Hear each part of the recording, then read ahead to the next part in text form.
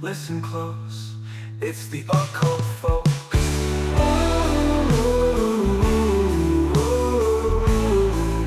It's the occult folks.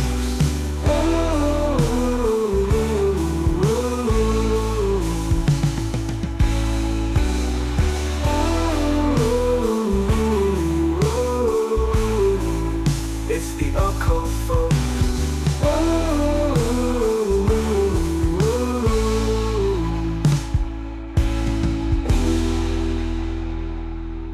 Welcome to the show. Today we have David Rankine. He is an author, an esoteric researcher, and also a magician. So I just want to say thank you so much for taking the time.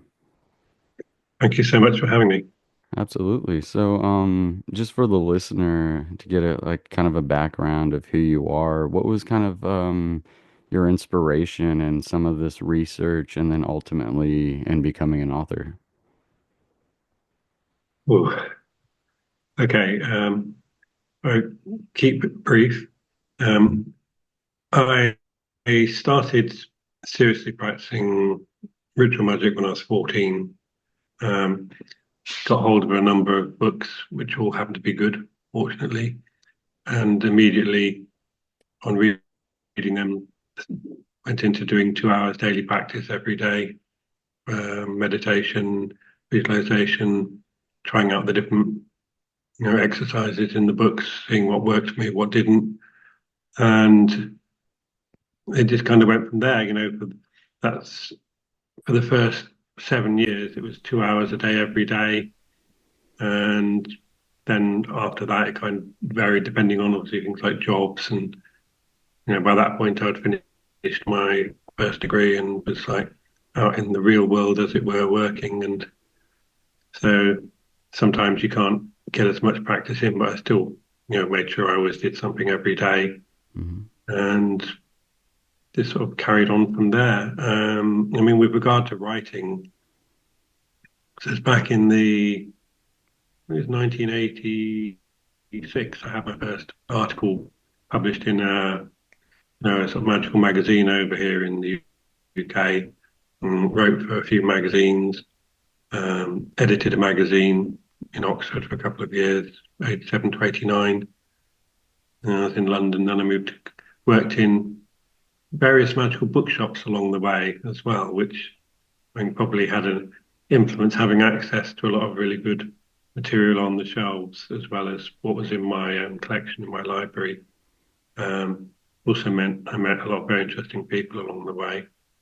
And yeah, I mean, edited another magazine when I was in Cardiff in the early 90s. And I think it's towards the end of the 90s, 97, my first book came out. And that was based on a correspondence course on sort of basic ritual magic practices, which I was running at the time. And someone said, you should turn this into a book, it'd be like a good primer for people. And so I did with my partner at the time. We sort of worked on the book together. She added some material, and that, say, was 97. That was my first book. And it just kind of went from there. Wow. Um, it's got to be really a cool kind of transition and information to kind of like take along with you. When I guess you started looking into it, you said around the age of 14. Yeah, 14 was when I sort of started, like, seriously practicing. Yeah.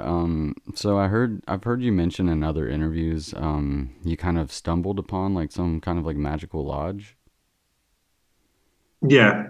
When I was just sort of coming up to 18, I was I used to play a lot of badminton as a teenager. That Hmm. was like one of my main sports. You know, when you wear glasses, racket sports tend to be better than more physical contact sports.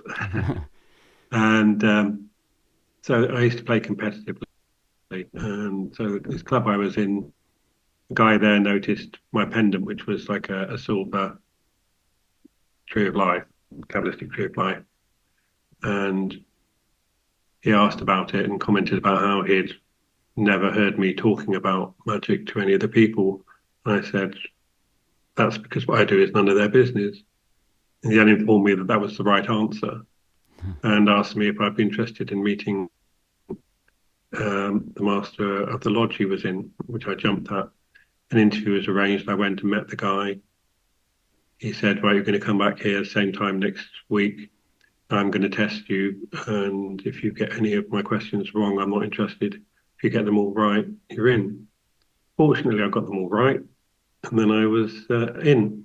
Then I didn't I only ever saw the guy again at lodge meetings because the moment I was accepted, one of us had to leave the club because there was no social contact outside of lodge at all. Hmm. So, you wouldn't even acknowledge each other on the street if you saw each other. It was very old school like that.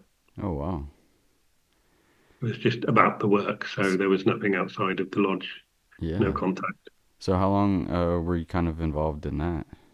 I was only involved for a year because um, they gave me some leeway, but you had to live locally, and I moved away to do my degree, and I wasn't living close enough.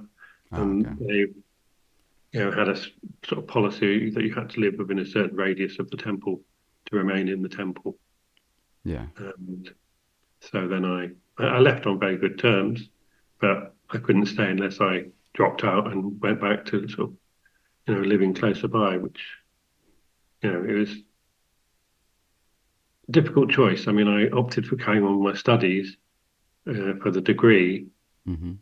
but I, wish in sometimes that maybe I don't know what I would have learned if I'd carried on there because it was such a good group of people.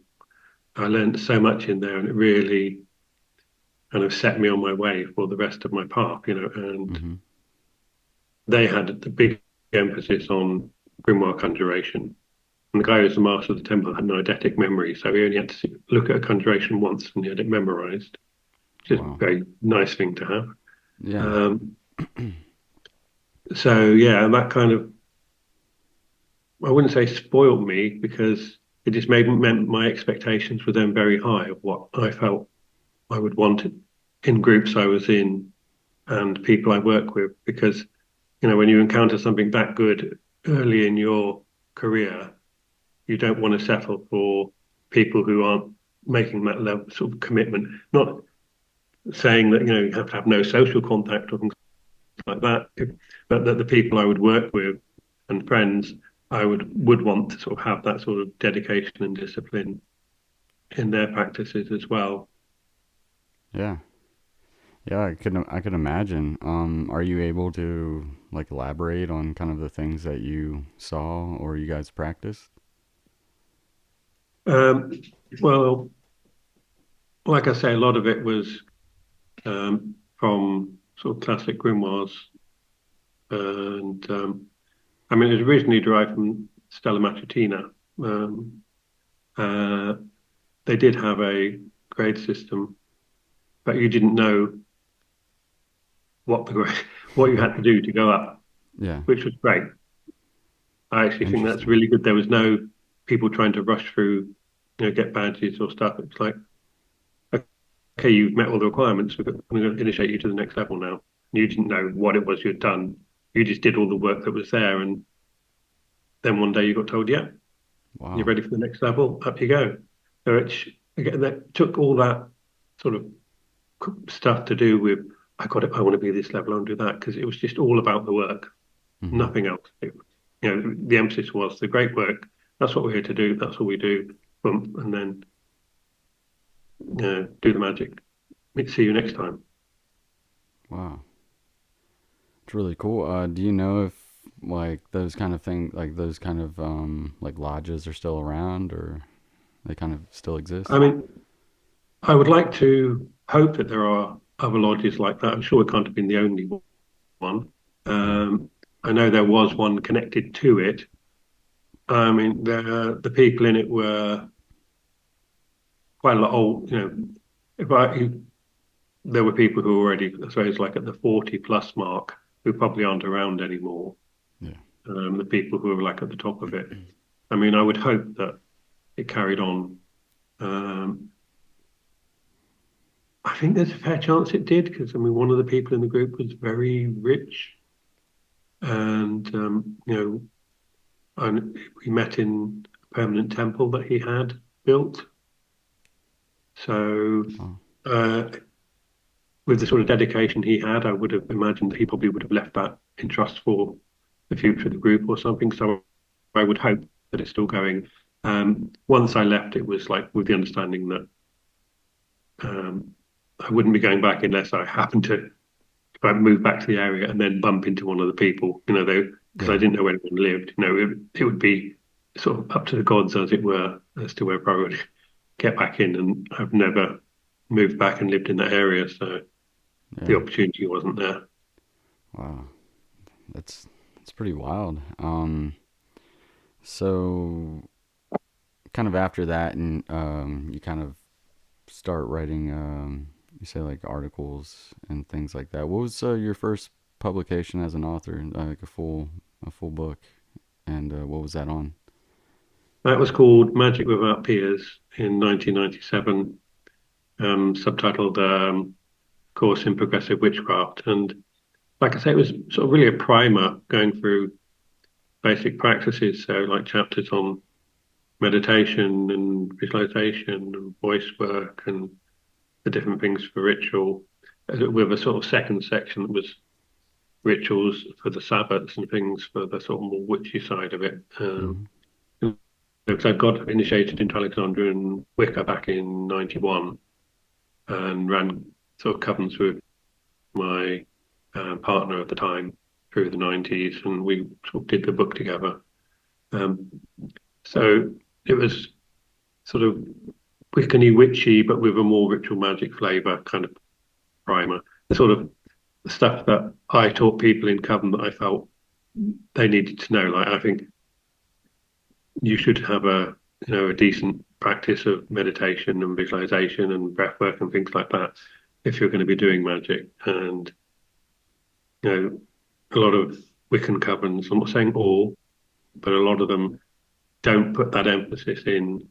So any coven I've ever run has a much more of a focus on that sort of practice, doing elemental planetary magic, etc., learning all the basics like pentagram ritual, the middle pillar, all the things like that, so that people get um, used to sort of the combining of the different components to do effective magic.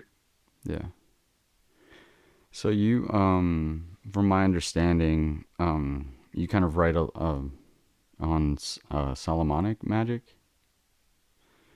So for like the basic listener that might not understand what that is, could you give us like just a quick little rundown on what that is and maybe how it's different from other forms? Okay, so I mean, in recent years, my work has been published work has been mainly grimoire stuff, so the grimoire tradition, Mm-hmm. which I suppose starts proper around about the 12th century and carries on from there. There's several components. I mean, the best known one is probably like conjuring up angels and demons and spirits Yeah. within a magic circle and all the things that go around that, like all the purification, the consecrations of items, the timings, and everything to successfully call up the spirit that you're trying to engage with to get it to either give you information or do a task for you. Mm-hmm. So that's kind of like, I suppose, the grimoire tradition. That's what's best known. I mean, within the grimoires, and there's a lot of them, there's two other main themes, which is like simple charm work and different types of divination. Mm-hmm. So there's kind of like the three threads running parallel with an emphasis on usually on more on one than the other two within the grimoires. And I suppose the conjuration side is probably the biggest single factor, but the other two are also there a lot and don't really get looked at as much. Gotcha. Why do you think that is? Um, I think it's the appeal of it, and people like the idea of conjuring angels and demons. But at the same time, there's other things. Well, the Key of Solomon, the pentacles in there, for example. Mm-hmm. I mean, I've said to people when I'm, running workshops and things, 90% of the time you can achieve the result you want with making a pentacle rather than going through all of the preparation and energy and planning you have to put into doing a conjuration. Um, Conjuration for me is like for something big. It's like for major things. It's not an everyday thing. It's not something you can just do at the drop of a hat because Yeah. it does require usually like a good week. There's like the week beforehand where you're doing all your fasting and all the purification and everything, um, let alone anything else that you might do in the run up before that. So it takes a lot of time and energy to do a conjuration. So it's not something you do casually or lightly. Whereas like the charms and things for day-to-day living and for like shifting the probabilities in your favor to ensure things go your way will solve the problem most of the time. And quite a lot of them as well. If you think about it, for example, protective stuff, it succeeds by nothing happening. If you're doing something to protect you from, you know, your your car from being in an accident, and you're not in an accident, you could say, see, well, fortunately, it hasn't happened. It could be luck, but it could also be that charm that you put in your car. The fact that nothing has happened with protective stuff is generally a sign that it's working. Hmm. It's like when the pandemic hit, for all my family and close friends who had problems, who were immunosuppressed, I made give someone pentacles for health protection, and I'm happy to say not a single one of them got COVID. Wow. So for me, that nothing happening there is an example of magical success. Yeah. Um, so yeah, that side of it, like the charmed side of it, I think is very significant. Might not seem quite as glamorous, but it's the stuff that keeps things going on your day-to-day life, keeps things running smoothly. And so for me, that is equally important. I have a really big soft spot for doing work with the pentacles. Yeah. I mean, definitely interesting contrast between the two as well. I definitely see why like folks don't see why it's as flashy as obviously a conjuration, which is something that like historically I've been kind of fascinated in when I read about like you read about like John Dee and Edward Kelly, conjuring angels and evoking like the whole Enochian language. And then also something I've like researched lately and kind of been diving deep into it were seances that were held inside of the White House and presidents that were holding them, and one of them was Abraham Lincoln. But it's just really wild when you kind of hear like huge figures and huge historical figures kind of doing this type of stuff, or at least trying to, or bringing mediums in to try to. When did you kind of start? I guess with the lodge, with the whole ceremonial stuff that you started to get into. Um, the stuff when I was 14, there was already, ceremonial stuff in there, and I did my first conjuration when I was 16, which, I look back and kind of think, oh my God, that's not how I would tell someone to do it now. But, with that sort of, like, even, blind luck of the beginner or innocence of youth or whatever, Hmm. it actually worked really well. I didn't do another one again for a couple of years until I was in the lodge, and then got shown a much more proper way, and sort of the protocols and forms of how to do stuff. Hmm. Um, but yeah, I mean, right from the beginning, I like the discipline and the emphasis on practice and like developing your mental muscles through doing the exercises that required. It was something you have to work for. It's not quick fix stuff. Um, you can, after a while, you reach a point where you can do quick fix stuff, and that's where your charms and that side of it comes in. Um, but for me, the development of your abilities by, like I say, working on all those mental muscles and doing the daily practice and having the discipline, strengthening your willpower, the imagination, harnessing the imagination, all that Hmm. builds up to so that you reach a point where a lot of the time you don't need to do big rituals to get the results. It can be quite simple. Things can get simplified down, but that's because you developed a knowledge of a system and a fluidity of it. So you know what is essential, what works, what you need to do, what can be stripped back. Hmm. Uh, but that, like I say, that comes from experience, and nothing beats putting in that daily discipline to give you the experience and push you forward. Yeah. So was like all of that experience kind of why you decided to write the Grimoire Encyclopedias, Volume 1 and 2, or that kind of come from somewhere else? Um, that was kind of inspired by a conversation I had back in 2010 with a friend, Mog Morgan, who I was involved with a group in Oxford in the mid 80s. He contacted me in 2010. He was like, "Oh, David, you're into all this Grimoire stuff. I don't get it. Could you like write me something about it?" So I did him like a sort of précis, like a paragraph each on what was like 30 of the most important grimoires, and sent it to him. Hmm. And that sort of stuck in my head. I thought there's so many grimoires out there. And Mog, who's like a really experienced and competent magician, in other areas, like Polema and Tantra and stuff. But he was just, for him, he was just not really getting the grimoires. So he asked me that question, and I was like, um, somebody needs to, write something that's like an overview of the whole tradition and the books in it. Hmm. Because for someone new coming in, there's so much, and the last 20 years, so many more texts have been translated and made available.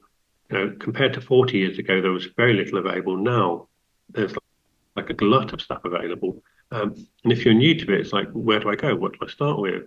Um, so I thought, I'm going to sort of, put something together. I'm going to write the Grimoire Encyclopedia. And um, I spoke to Elizabeth at Hadian Press and said, I've got this idea for doing this. What do you think? And she's like, brilliant. Yeah, it needs to be done. You've got to do it. I started working on it.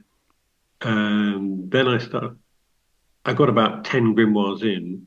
And then I was like, oh, I'm going to need to do loads of appendixes for this, like an appendix of the names of all of the spirits in which grimoires they turn up in, and names of, all the plants that are referenced and all of the incense ingredients and this and that. And so I went back and started again. So every time each grimoire I was going for, I'd have multiple files open and spreadsheets and keeping track of stuff. And spent 3 years and 100 grimoires later, um, I had finished. Yeah. And yeah, it was an amazing experience for me though, because it really did give me a very different perspective to the grimoires than I'd had in the sort of previous, well, at that point, I don't know, 30, late 30s number of years.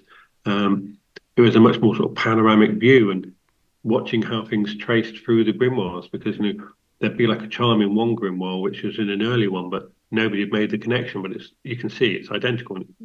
There's been a lot of transmission and cross fertilization that perhaps we hadn't really thought about. And by looking at all of the different grimoires like that, that was when I really appreciated, like spread amongst the grimoires, I found 36 different techniques, different types of divination, which made me appreciate how much divination was there in the grimoires. And so, yeah, it gave me a very different, like I say, much more panoramic view of the tradition, which then, after that, made me realize that people weren't writing about the practice in a way that newcomers coming in could have everything in one place rather than having to go here, there, and everywhere, laying it all out. So that's what, my last book, Claves Intelligentarium, was written as there's everything you need to know to do the conjuration of the planetary intelligence. I put it all in, all the information is there, Wow. all the practices you need to do.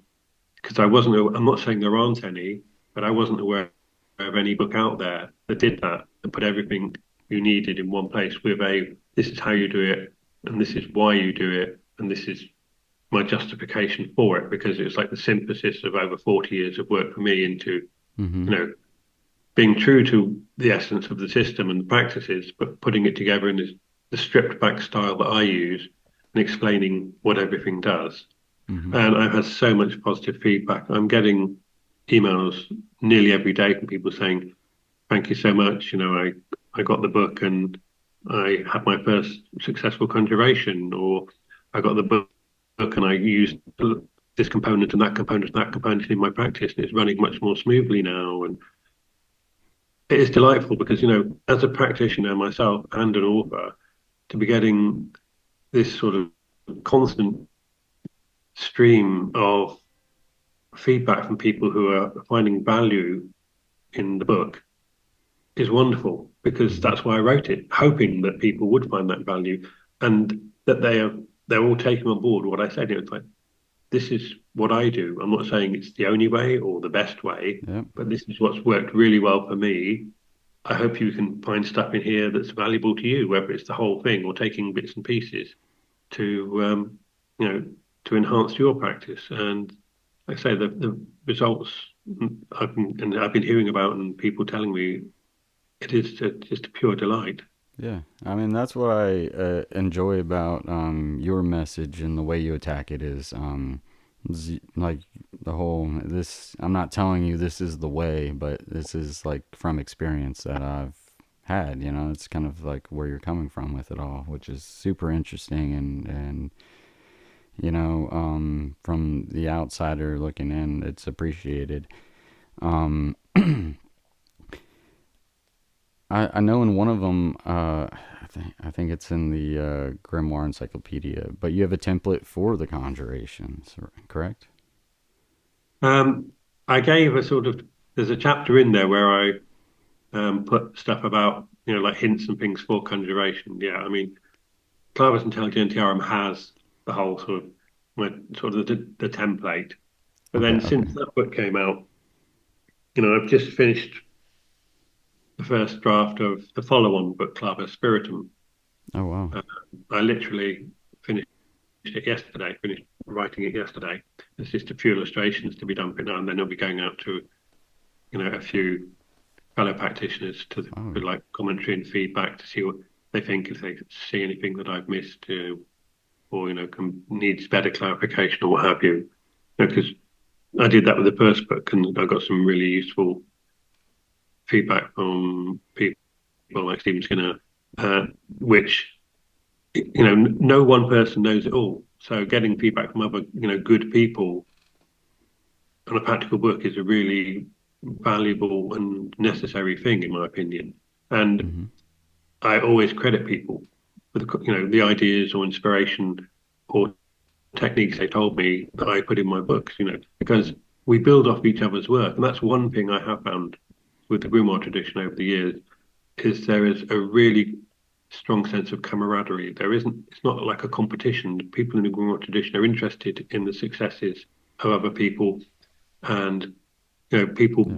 share their material and their ideas, and there's much more of a generosity of spirit than I've come across in some other traditions, um, which I think is one of the reasons why it has flourished so much in the last sort of 20 years or Yeah. so. Yeah, it's interesting. You do kind of see it kind of growing like that, and it is interesting to look at it like it is people like helping each other out with the type of research as in contrast to other aspects, in life where they're kind of like, people see each other as competition and they don't want to help each other out for some reason, which is super odd to me. But yeah, that's really cool that there's like that kind of community where you guys can kind of bounce your ideas and thoughts and experiences off of each other. Do you want to give us a rundown of your last release that you were just mentioning? Um, the one that was out last, or the one that I'm just finishing. The one that Clavis Intelligentarium. So that's like a complete manual for conjuring the planetary intelligences. Like I say, it goes through everything you need to know, from the initial planning, working out the timing, what tools you'll need, how to consecrate them, what you need to do for the preparation of yourself, the purification, the fasting, adding in something I mentioned in the Grimoire Encyclopedia, and other people are now starting to talk about as well, what I call the electronic fast, of removing the distraction of social media, gaming, and all these other factors during that final week so that you can focus purely on the conjuration, which helps build up your magical momentum, to achieve success. The actual conjurations themselves, the complete conjuration sequence, step by step, of how you do the conjuration, how you set up the triangle, how you do the circle, the prayers that you say, the conjuration you do, and with lots of little tips and things. I mean, the new book has even more of those in Claves Spiritum, and I've actually expanded on some of the stuff because in the last year I've had so many insights and inspirations, and also messages from spirits I work with, that it's enhanced what was working really well and made it work even better. Mm-hmm. So this book, the follow-on, which hopefully will be out late summer, autumn, Claves Spiritum, takes the material and goes a lot further.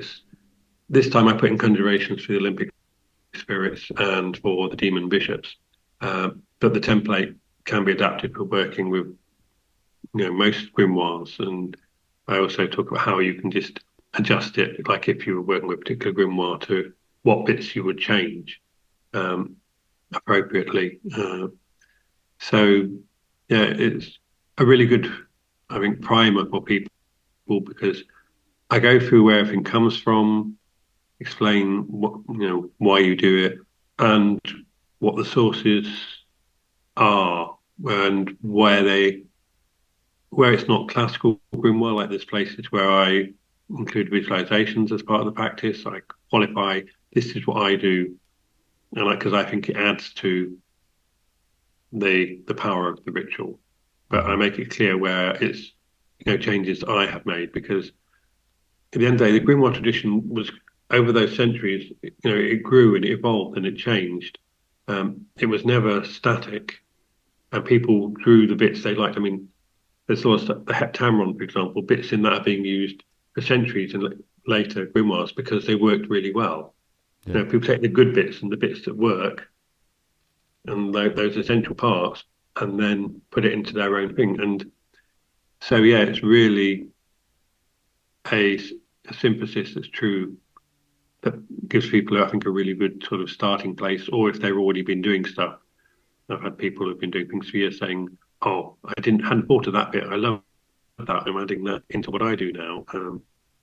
Because there's always stuff to learn. There's always, and like I say, for me, the last year has been an insane learning curve. I've had to add bits into the follow-on book where I've revised stuff that was in the first book, and I say, look, what was in the first book worked great, but I found things now that work even better. And the longer you practice magic, I think the more, it's the opposite of aging. You think of people getting, as they get older, often become more rigid and set in their ways. Mm-hmm. But magic is the opposite. Like the longer you practice it, the more flexible and fluid you become. The more, or you should. Yeah. The more open to other perspectives and being willing to adapt what you do and going, oh, actually, this idea works really well. This is better. I'm going to change what I do and put this in now and see how that goes. And so, there's aspects of that in the book as well where I qualify, what was in the previous book works really well, but I think this actually is even better. It's interesting. Yeah, it's a good mindset to just, have in general, like with anything in life, is just kind of being open-minded and ready for change, kind of at any moment, which it's a good good aspect, or good kind of way to attack your work. I've heard mention that sometimes you use like biblical text in some of these. Yeah, I do indeed. I mean, the Bible is one of the major sources of the grimoires, the material that's in there, particularly Wow. Psalms, but also other bits as well. And so, where I found there's bits missing, as it were. Because with the grimoires, most of them they weren't written as a complete manual. They were somebody's book of practice where they were recording stuff they wanted to remember. Mm-hmm. So they got their spirit lists or how the magic circle looks, but they didn't write every single detail. So from that perspective, um, you don't find in any of the grimoires, for example, how to consecrate a robe. But there is a consecration of silk cloths that you put consecrated items in. So, I took the consecration of the silk cloth and I adapted that into a robe consecration because Mm-hmm. it seems like a logical thing to do. Because, every single thing that goes into a magic circle with you for conjuration should be consecrated. Yeah. So I also added in one that I created back in the 90s for consecrating glasses or contact lenses. Because again, they're on your face or in your eyes. Yeah. They should be, and that was based on a consecration of the scrying crystal Gotcha. from a particular text. So it's bring what I'm trying to do with my current books, with the Claves books. There's going to be a trilogy. Intelligentarium is number one, Spiritum is going to be number two. Mm-hmm. But it's really, while remaining true to the essence of the tradition, sort of evolving it into the 21st century and not being afraid to change things like updating the language a bit as well. So it's not only the oldie archaic English, which can be hard for people who memorize, or even if you're just reading it, you can stumble over it. So just updating, it doesn't all need to be that, being est as thou thinkest, etc. It Yeah, can like just a be, Shakespearean classical type of writing. yeah. So just making those changes where they improve it.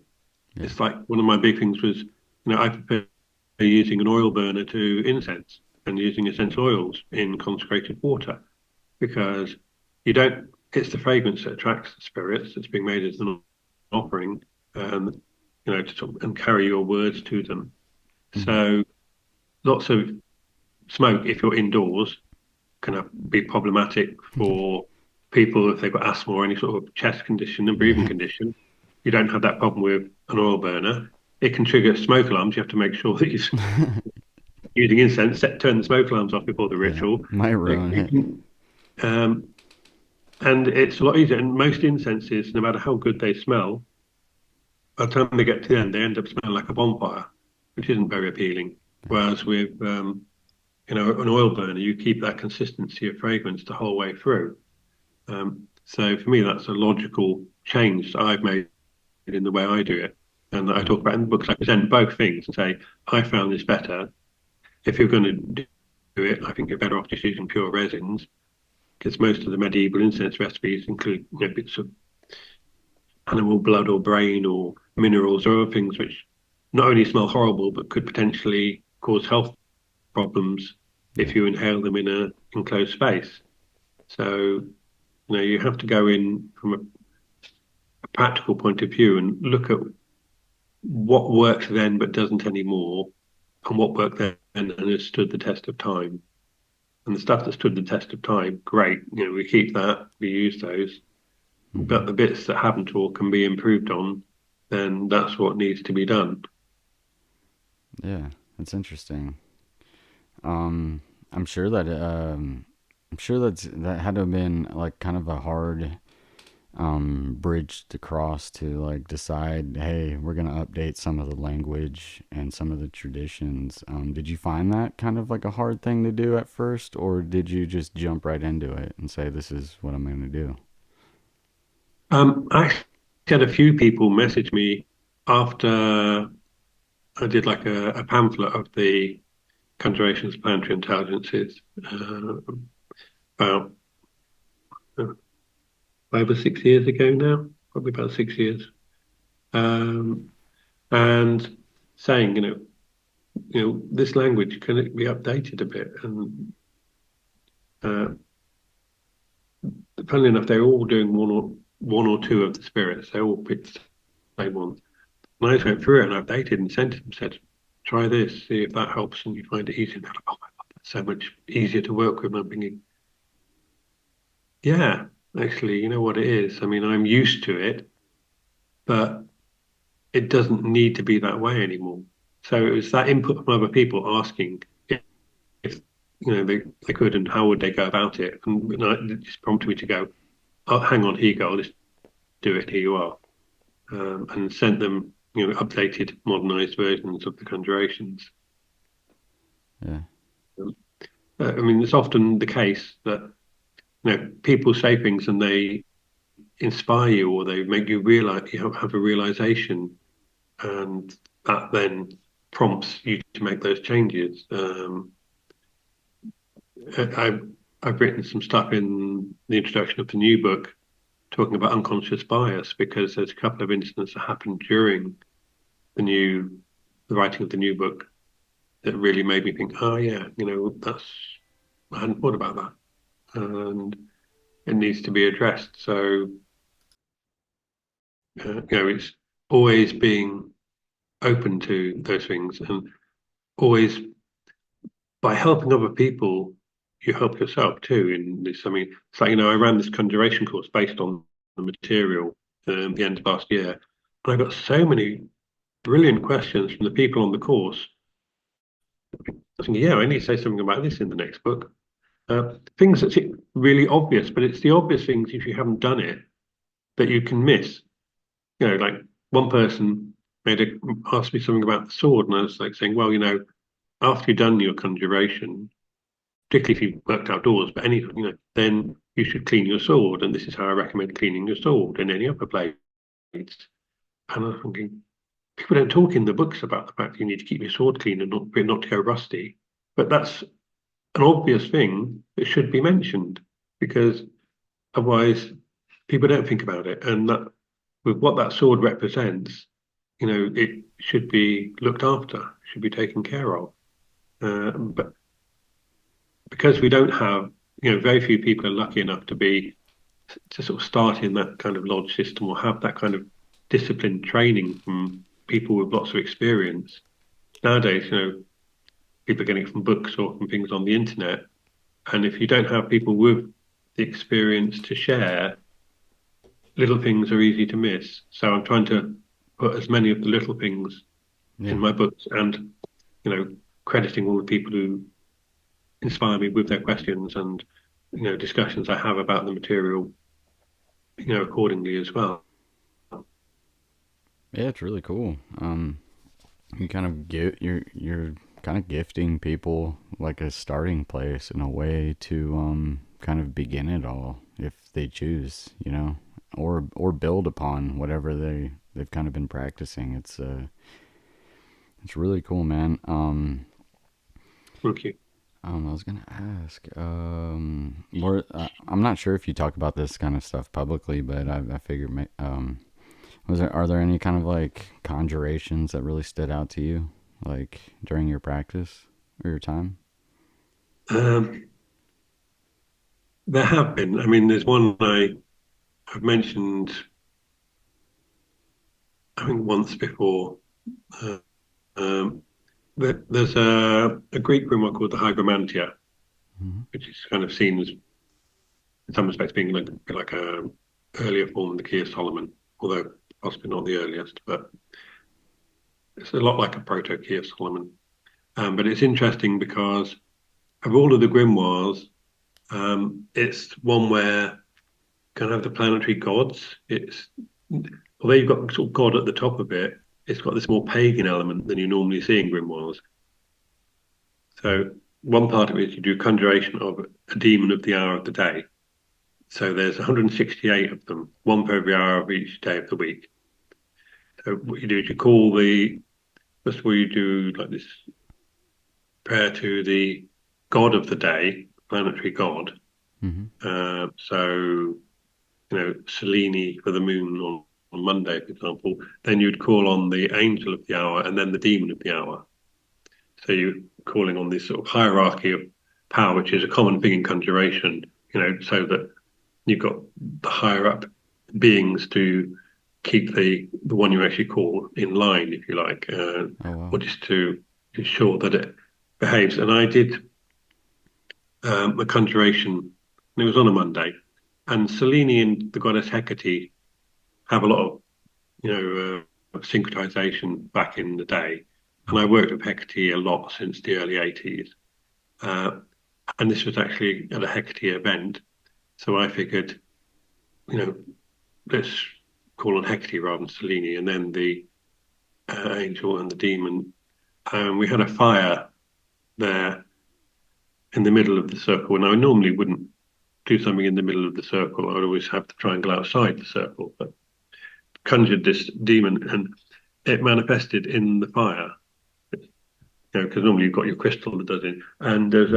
a good dozen or so people there, and they all saw the flames go into this humanoid shape in the flames, uh, which it was like a sort of special effect from a Hollywood movie, and everyone was just like, "Whoa, holy crap!" And I was, on the one hand, I was like delighted, and on the other hand, afterwards, um, I thought I was like grandstanding, and it's like I was showing off a bit, and I was disappointed in myself. Although the result was spectacular, that I should have had that fire outside the circle. I was like breaking a basic principle there with doing that. But I think we learn often more from our mistakes than our successes, and I also think it's important that we own the mistakes we make, and that we show that nobody is perfect, and even those of us who've been doing it for a very long time, we can still make mistakes, and ego can still creep in even after decades of practices to keep it under control. Yeah. Uh, so that one really stands out for me, just because it was such a spectacular physical appearance, and like I say, there was a good dozen people there to see it. Wow. Um, Yeah. there's, there have been others. I mean, another was like one of the Goetic spirits we'd work with, and then I found a baby crow on my doorstep. Um, Yeah. subsequently, and it had something stuck in its throat, and this spirit is described as being like a crow with a sore throat. So it was kind of like, it's like it seemed like a physical manifestation of that. Yeah. I sort of reared that crow with my partner at the time, taught it to fly, and then we released it back into the wild and rejoined the local murder of crows. Mhm. And yeah, that particular goetic spirit, this is quite funny, who I had, say, worked with in the past, got contacted me one day. I've got this voice in my head telling me that somebody had called it up to do some nasty things to me. Somebody who had some issues with me, and who had actually stolen some stuff from my partner. But because of the things, because it had worked with me in the past, and because of what I had done for that crow, Mhm. it instead informed me that it wasn't going to do this, and it went back, and the next day that person had their house broken into, all their money, their passport taken, they lost their job, and they had their car stolen. Holy cow. So it's kind of like a reversal So almost. yeah, that was like a sort of demonic reverse Uno. Like, Yeah. you called on me to get this guy. This guy, I actually quite like this guy, and he. It's interesting because, like, the fact that it's a crow, and there was this whole thing, like, say, with a crow, which fitted the description of it, almost like a physical form of it. It makes you wonder whether demons and spirits that have a particular form they're usually seen in, what I call the gateway image, do feel an affinity with actual, physical members of the species. Yeah. Um, but certainly, in that instance, I felt sure that me having looked after that crow contributed to the goodwill from that particular Goetic demon, who then went and instead, gave this person some very, from their point of view, unwelcome trouble. Yeah. Um Yeah, it's kind of like that karmatic kind of thing, kind of swinging back. So is there that kind of element that goes into all of this, like that takes that I guess like the spirit kind of takes into consideration, which is like maybe intent behind whatever you're wanting it to do or accomplish? Absolutely. You see this in some of the grimoires, particularly the Arbitel is a good example of this, which is very much the grimoire that talks about the ethics and philosophy of grimoire practice. Hmm. And it specifically says, the spirits are aware of the intent of the conjurer. And if they don't feel your intent is pure, they they will react accordingly. They may not turn up. They may punish you. They might send like a demon in their place to have a go at you. So yes, calling up a spirit is no guarantee the spirit is going to do what you want it to do if you don't have good intentions. And that even seems to include the demons, not Yeah. just angels. Um, there's some may be complete bastards Yeah. and will do whatever they want for anybody. I mean, it's like with humans. Some humans are complete bastards. Hmm. Some are decent people. Yeah. Um, Without wishing to anthropomorphize them, because I don't consider spirits to certainly, they're not invisible sort of beings that we can put human qualities on, but there do seem to be some shared characteristics there, like they're very keen on respect and keeping your word. Keeping your word is essential in any dealings with spirits. You say Interesting. you're going to do something, like you were going to make an offering at a set time, at a set place, you have to do that. If you break your word, then the deal is off. If you've said, I'll do this in exchange for you doing this, Yeah. you always have. It's like you're breaking a contract. Um, so there are qualities there which do seem to be the same as you would expect with humans, like I say, that thing of keeping your word, having respect, etc. But beyond that, I think they are not very knowable. Yeah. Yeah. So have you ever experienced with some of these like conjurations, like any kind of like dialogue? Like you kind of said, like like kind of the Raven instance, you were kind of like tipped off in a way. Was there any Yeah, I instance where you mean, kind of felt like, I definitely, when I started in the lodge, I used to act as the scryer. So, I'd be the oh wow. person having the contact with the demon or the spirit, the angel that was called. Mm-hmm. Um, and, there is, it's kind of like their voices in your head. And Yeah. when I was younger, due to all of my daily practice and stuff, I learned to, shut off my internal dialogue at will. Mm-hmm. And I discovered that I really actually liked this. So, for the last 39 years, I've happily walked around with silence in my head, apart from when I want to have a conversation, which makes it a lot easier to tell when it's the voice of a spirit, like an external being, and not me talking to myself, to my ego. Yeah. Um, and that's something I do recommend for people, is doing stuff, to work on being able to shut off their internal dialogue. Some people are lucky enough to be able to do it naturally and don't have that voice in their head, Yeah. that chatter. But if you do have the chatter, it's really good to be able to shut it down. But yeah, so my early stuff, and if I work with other people, depending on their preference, um, if they're comfortable being the scryer or not, then I will quite often be the scryer and let them do the conjuration. And if they are a good scryer themselves, then I might do the conjuration. But the bulk of my work has been by myself, so it's like you have to do the conjuration, and you have to, scry and communicate with this spirit. Mm-hmm. And from that perspective, even if you don't memorize the conjurations, and some people say you have to memorize it all, and some say you don't, you can read it. The Grimoires actually in places talk about reading it from the book. I think you can read the conjurations and get just a good result. But one thing I do think you should memorize is the questions that you're going to ask a spirit if you're contacting it for information. Mm-hmm. Um, so you don't get distracted when you're asking them. And when you're looking at the crystal, that's which is the gateway between you and that spirit, and you're seeing it in there and having like telepathic like conversation with it, Yeah. and that you're writing, looking at the paper, writing your answers down on the sheets that you've got Hmm. numbered for your questions next to you. Yeah. Um, so yes, definitely they, when you're having that contact, they will. But also, if you develop relationships with spirits, they will talk to you at other times.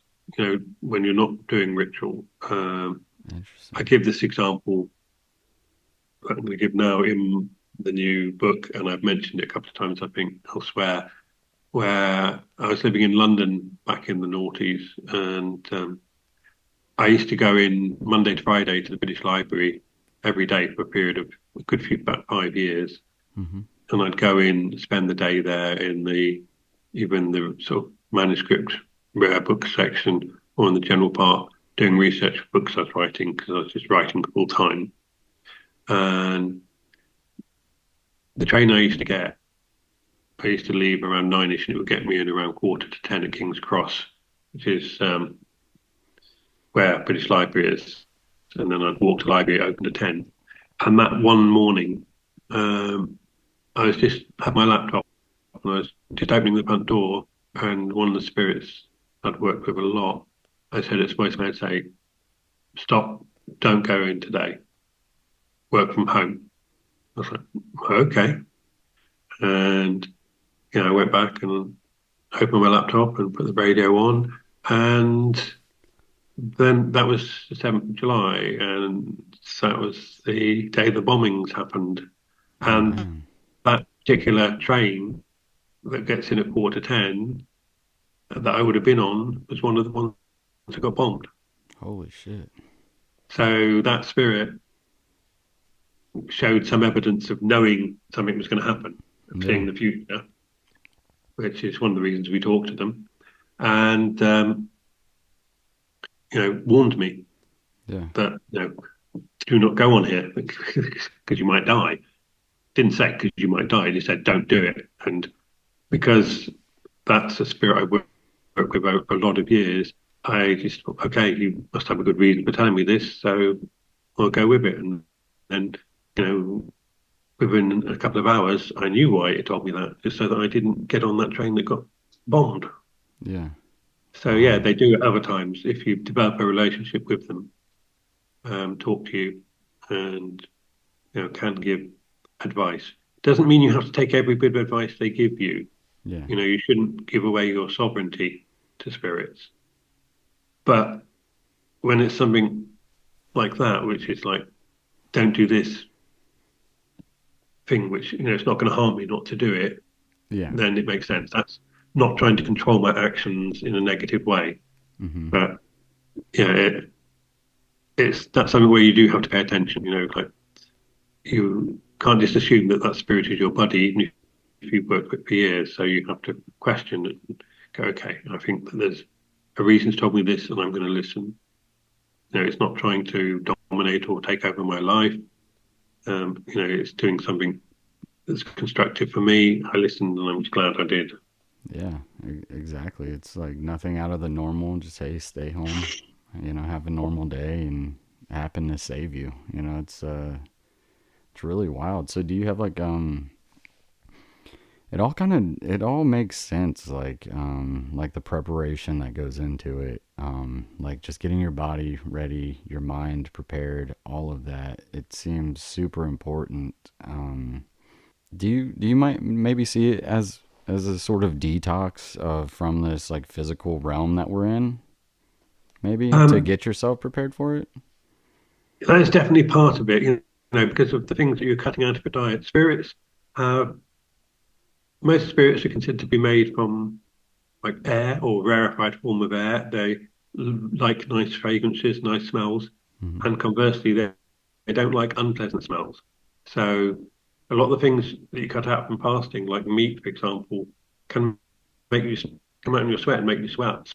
The reason why you're bathing every day is so that you don't, basically you don't go in with BO. You go into the circle to do the conversation smelling nice, so you don't offend their nostrils. You don't cause them to not want to turn up. Hmm. Uh, uh, so a lot of it is about getting your body into that detox purified state. You're doing it physically through the fasting and the things that you're cutting out, because there's Hmm. stages of the fasting. You're doing it um, mentally by cutting out all of the external stimuli. You're Hmm. doing it um, spiritually with when you're having the purificatory baths and you're doing things like reciting like penitential psalms, and you're doing like you're putting things like mind into meditative states. And so yeah, it's very much a focus across all of those, that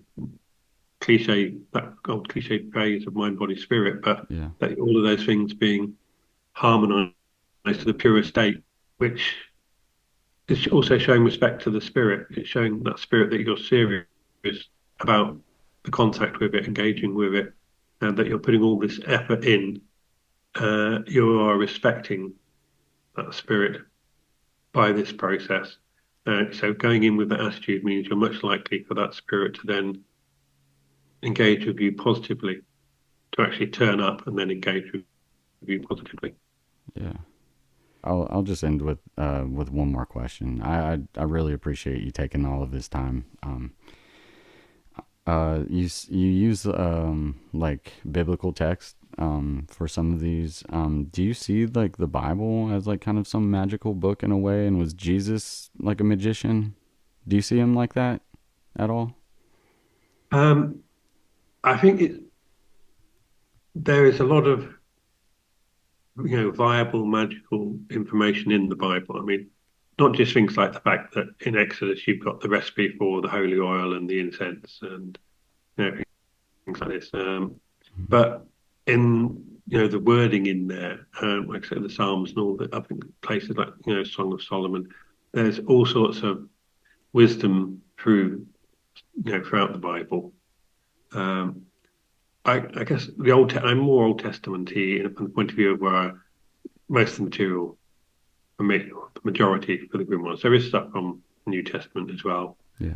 Um, but I would say, I mean, I've read the Bible from cover to cover 3 times Hmm. in my life. I read it as a teenager when I started practicing magic. Um, I read it again when I got into the lodge because we had to do Kabbalistic analysis of books like Genesis and Exodus. Hmm. And I read it again for the Grimoire Encyclopedia, going through the whole thing, digging up like the few dozen different gods and goddesses that aren't that aren't the God of the Bible, who are mentioned in the Bible, for example, and the spirits I mentioned, and where I thought there was interesting information. Um, so I do think it is valuable, but I'm going to go tangential here. Um, the thing for me with the grimoires, another point I make in the new book, the Christianity of the grimoires is not the Christianity of churches and congregations and priests and the Catholic Church or Protestantism or what have you. Hmm. It's a Christianity of the magician engaging with spirits like angels and demons who are part of a cosmology which also happens to be used by the Christian Church. Hmm. Uh, it's so because some people have had bad experience or trauma in their childhood or their life from Christian churches, and they go, I can't touch the grimoires. But there's so much more to them. The sources where they come from, from the Jewish and the ancient Greek and the Arabic and the other sources that feed into the grimoires, Hmm. and that there's still elements of in there to that they dismiss them. And I appreciate if you've got trauma, then the priority is like dealing with that. Uh, but I think it's important not to just assume that it's the same. It's more like a heretical form of Christianity. What's in the grimoires and the cosmology that is there. So the New Testament, I think Jesus undoubtedly is a significant figure, and he turns up quite a lot in the grimoires. Has to be said. Yeah. and he does things which are exactly what you'd expect from a magician. Like the whole thing of the exorcism, and he even says, when they say, do you exorcise them by Beelzebub? Like using a higher ranking spirit, one of the ones who's at the top of the hierarchy, to get rid of lower ones, to control them. Which is that's it's the hierarchy of spirits that you see in the grimoires, for example, being mentioned in the Bible. When you reread it, from point of view of doing grimoire stuff and from having studied Kabbalah, the Bible is a completely different book. Wow. It is. This is a quick Kabbalistic aside. You take the book of Genesis. You the first name of God that appears in there is Elohim, which actually Hmm. means gods, plural. Well, in fact, it's a feminine singular with a masculine plural ending, so it implies masculine and feminine, singular and plural. So it would be more correct, in my opinion, to say deities rather than gods. Mm. I mean, because people could say, well, gods can mean gods and goddesses. Yeah, but most people in their head, when they hear gods, think just the masculine. Yeah. Whereas if you translate it as deities, it makes you think, oh, they mean gods and goddesses.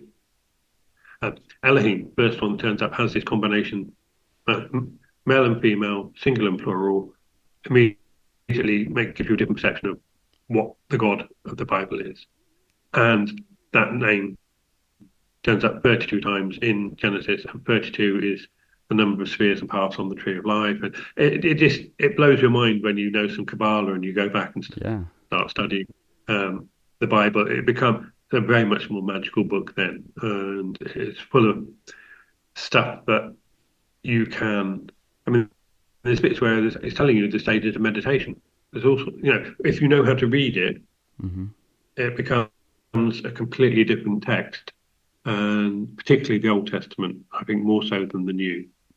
Wow. Um, so yeah, it is a valuable source, and that's why I am quite happy to draw components from it that I think, there's beautiful bits of prose, because I also like when I'm doing conjuration, particularly if I'm adding in bits that I'm creating, to have that beauty of language. It's like it adds a sort of a grace and a flow into ritual to have that present. Uh, it doesn't need to be clunky. You Yeah. know, English is a beautiful language. I'm sure most people feel that about their own native language, but there's this wonderful history in English that we can make use of, and at the same time, we can be modern and still keep it beautiful. Yeah. Yeah, man, it's super fascinating, and I just want to say thank you again for taking the time to talk today. Would you like to let everybody know where to find your work? Um, well, in recent years, I've published with Hadean Press. You know, I work at Hadean as the editor in chief, so Oh wow. I have the pleasure of looking at other people's books that I edit as well and seeing what's going to be coming out, which is delightful. Working on other people's books to try and help make them as Yeah. tight and good as possible. Um, so Hadean, I'm running the occasional online, well, twice a year now, an online course. Um, that's kind of filling up courses ahead. So if anyone's interested in that, the thing to do is to look on the Hadean website at the information and then email them and ask if they can go on the waiting list for subsequent courses. Um, I've got a website, davidrankine.com. Not the best at updating, but I'm trying to put a new piece on every couple of months, where particularly stuff I've written for anthologies in the past, which maybe have gone out of print or aren't easy to get hold of. Um, so it's information that most people might not have had access to. The last one I did was some of the material that's going in my new book, which is about using calling on the wind before you call on the spirit, so that the wind transports the spirit to you, so it gets to you quicker and you don't have to spend hours conjuring. Wow. Which is something I realised a while back, and I've been working on and had other people testing for me, which could potentially revolutionise the conjuration of it and making it a lot easier for people. So Yeah. that's a big theme in the new book, Claves Spiritum, which, like I say, should be out later in the year. Yeah, really looking forward to that. And seriously, I hope we catch up again sometime in the future. You're super fascinating author, esoteric researcher, and a magician. Again, thank you so much for your time. That's my pleasure. Absolutely. So. Let's chat again. Listen close, it's the occult folk.